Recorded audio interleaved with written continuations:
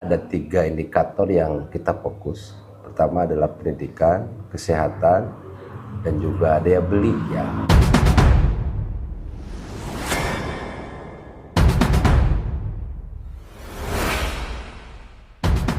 Gaspol, gagasan politik.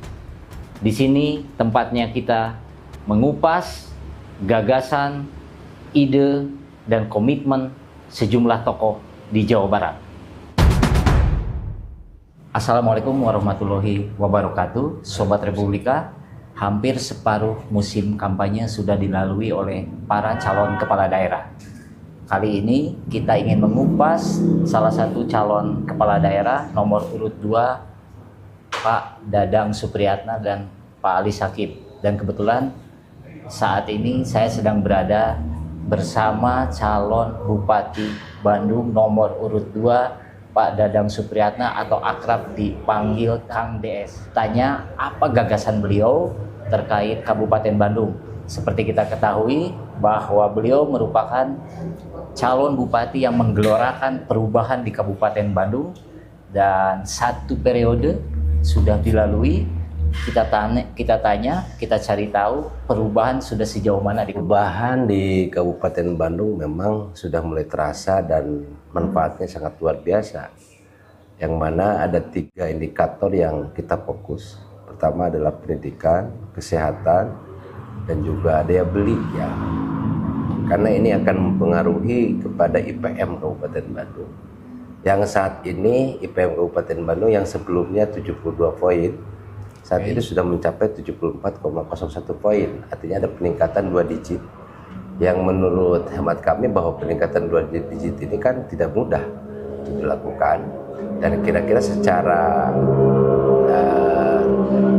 rencana aksi yang sudah kita lakukan adalah terjadi peningkatan pendapatan per kapita yang dituangkan dalam rencana aksi. Diantaranya kita sudah memberikan perhatian berupa insentif kepada para ketua RT naik 100% ya, ketua RW juga, dan juga perangkat desa, kepala desa untuk siltapnya, BPD, LPMD, dan kader PKK serta para petani yang tentu ini menjadikan bagian yang tidak bisa kita pisahkan. Karena di samping kita memberikan subsidi kepada para petani atau hibah, kita juga memberikan BPJS Ketenagakerjaan all ya. Dan termasuk pendidikan kita sudah merubah, ada diantaranya muatan lokal yang tentu ada 3 muatan lokal.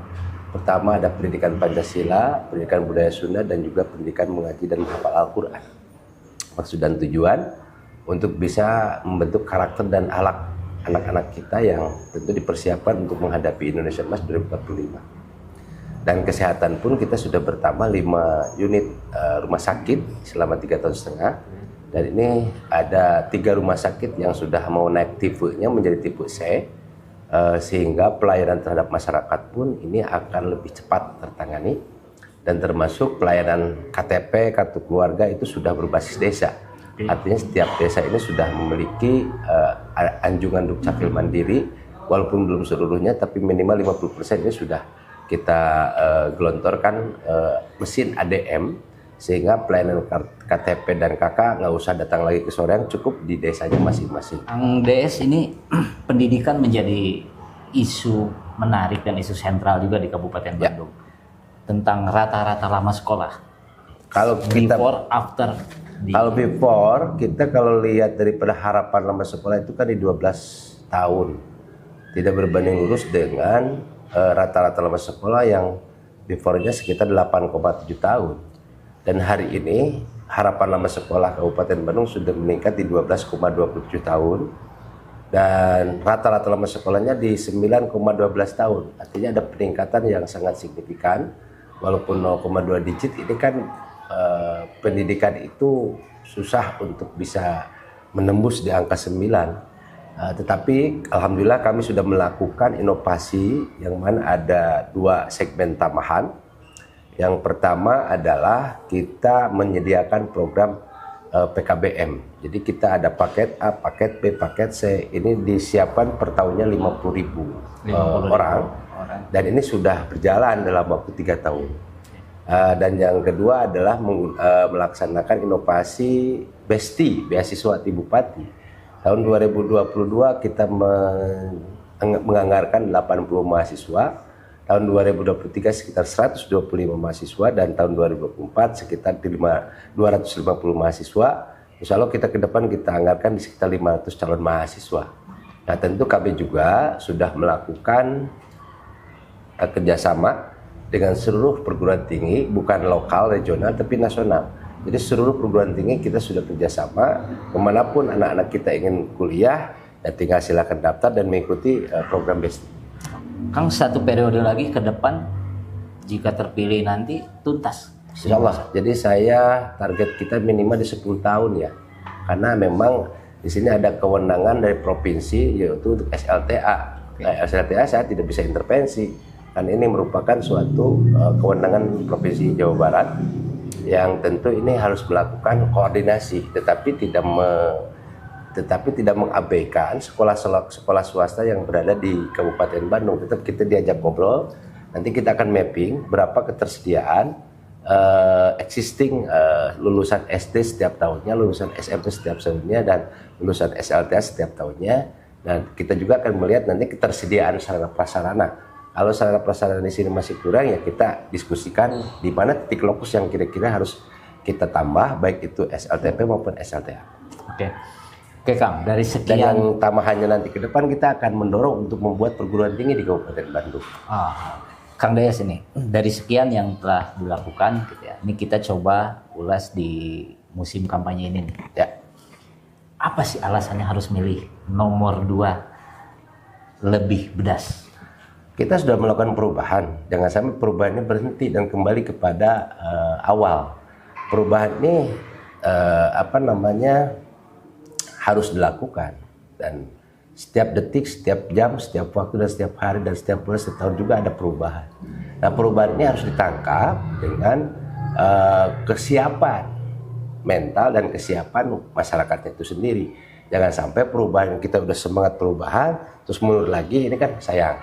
Nah, sehingga program-program yang sudah kita laksanakan pada hari ini harus betul-betul kita lanjutkan sehingga manfaatnya bakal terasa endingnya seperti apa. Dan saya optimis dengan melakukan beberapa kinerja dan beberapa rencana aksi yang kita akan lakukan ke depan, ini akan lebih cepat meningkatkan IPM Kabupaten Bandung, yang mana terdiri dari 3 indikator tadi. Pendidikan, kesehatan, dan daya beli ini kita dorong sehingga IPM kita itu bisa meningkat.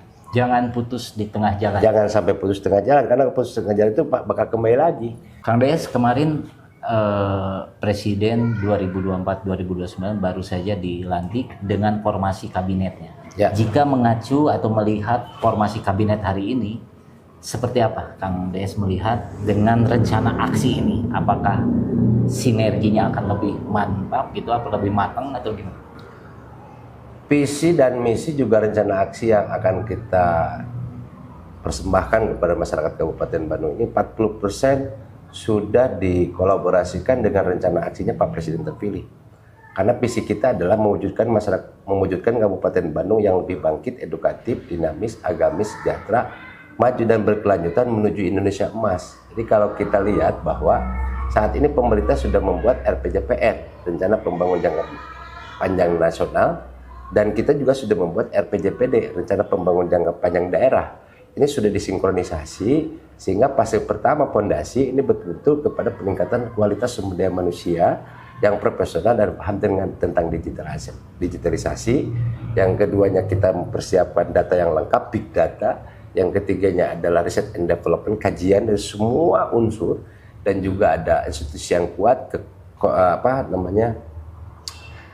secara kompetensi daripada ASN itu harus bisa mengikuti, dan juga harus betul-betul solid. Dan yang kelima, pengelolaan keuangan yang baik tentunya.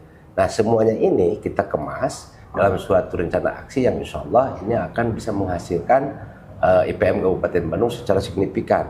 Dan juga kalau kita melihat susunan kabinet yang hari ini sudah dibentuk oleh Pak Presiden Pak Prabowo dan Pak Gibran, saya kira ini adalah salah satu jawaban dan solusi untuk bisa mempercepat pertumbuhan, peningkatan baik itu pendidikan, kesehatan, dan juga daya beli. Karena saya melihat salah satu contoh Menteri Pendidikan sekarang sudah ada 2 segmen. Ya, yang pertama adalah Menteri Pendidikan Dasar dan Menengah, yang kedua adalah Menteri Pendidikan Tinggi. Artinya Dikti ini kan sudah dikelola oleh khusus.